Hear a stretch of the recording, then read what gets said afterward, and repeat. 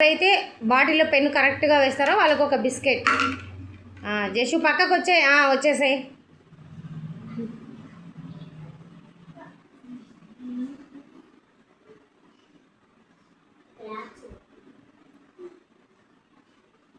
ఒరే నువ్వు పెట్టుకుని ఎంతసేపు వేస్తాయి? ఎప్పుడు రా వేసేది? వేయరా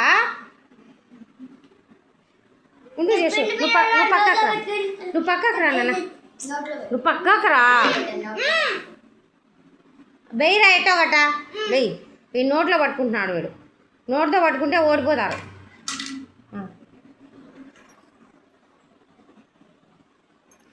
అవి చూడు అందరూ అయిపోయి